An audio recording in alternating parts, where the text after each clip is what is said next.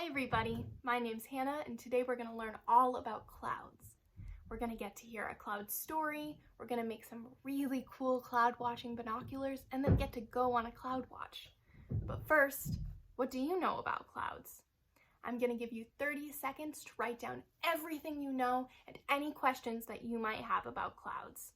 Ready? Go!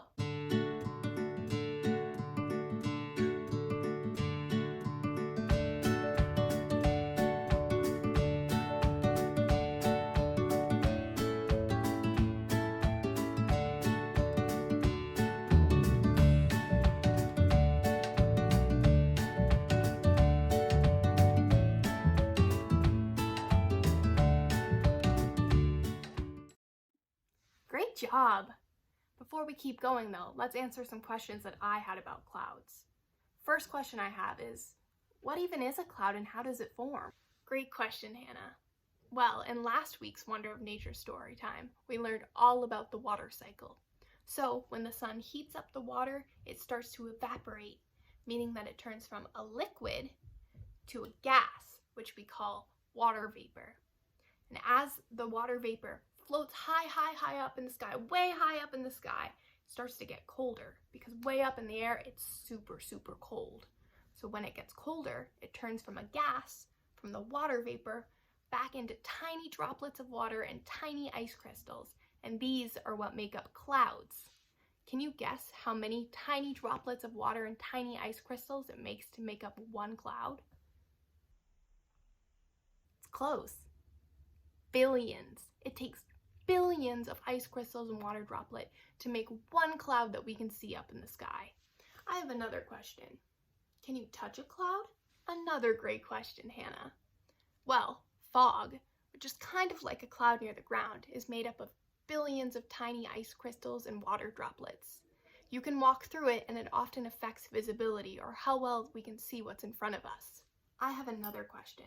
Sometimes when I look up into the sky, clouds are white and puffy, but other times they're gray and they're dark. Why is that?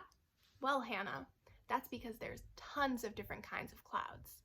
Scientists who study weather, called meteorologists, separate the kinds of clouds by the height that they float at and the kind of weather that they bring. One type of cloud is a high cloud, or what meteorologists call a cirrus cloud. These clouds are really high up in the air. One type of cirrus cloud is a cirrocumulus cloud. Kind of looks like a bunch of cotton balls stuck together. If you're in a tropical place and you see these clouds, it might mean that there's a hurricane coming. The next level is the middle level cloud, or the alto clouds. These alto clouds are a little bit less high than the high clouds. One kind of alto cloud is an alto stratus cloud. These clouds cover the entire sky with a light gray covering. Sometimes you can see the sun through them though. Often when you see an alto stratus cloud, that means that it's going to rain. Low clouds, or stratus clouds, are the lowest of them all. One example of a stratus cloud is a nimbostratus. These clouds you usually see when it's raining or snowing, and they're low-flying, puffy, and dark gray. But meteorologists have also found another kind of cloud. These clouds float vertically, like this, and are so big and tall that they can count as multiple different levels. One example of this is a cumulus cloud. A cumulus cloud is white and puffy and come in a bunch of different shapes. These clouds are the best ones for cloud watching in my opinion. There are so many different kinds of clouds, and now that we know a little bit about them, we're going to go check in with my friend Marissa and learn how to do our own cloud experiment. Thanks, Hannah. Now I'm going to show you guys how to make your very own cloud in a jar. And we're doing an experiment, right? So make sure you put your scientist hat on and get ready because we are going to have to make a hypothesis or an educated guess. So what you're going to need is an empty jar filled right to the tippity top with water. You're also going to need some shaving cream.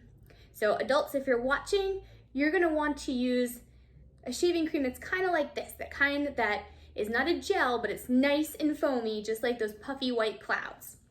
And you're also going to need some food coloring, okay? So the first step is to grab that jar filled with water and grab your shaving cream. You're gonna shake up your shaving cream. Give it a good shake. And you're gonna make a cloud with that shaving cream right on top of your jar of water. Perfect. Look at that puffy white cloud. What kind of cloud do you think this is? Now, you're gonna take your food coloring and we're gonna put some drops right into our cloud. And before we do that, we're gonna make our hypothesis. So make that educated guess. How many drops of water until it starts to rain? 5? 27? 1,000,000? Let's see. How many drops of water until it starts to rain down in our jar? Okay, will you guys count with me? 1. See any rain yet? No, me either. Okay. 2.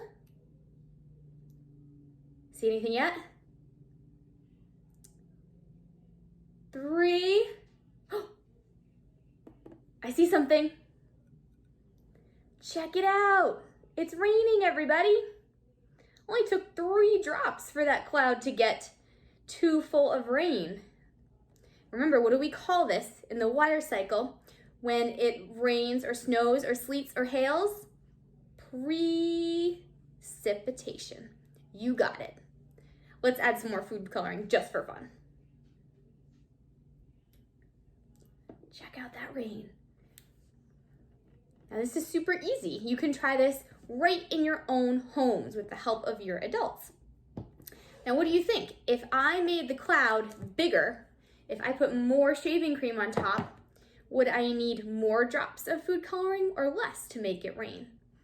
Try it out. Experiment with big clouds and little clouds, ones that are really thick and ones that are really thin. Awesome. So stay tuned next, everybody, because we are going to read one of my favorite stories, and then we're gonna go follow Hannah outside as she does some cloud gazing of her own. See you in a minute.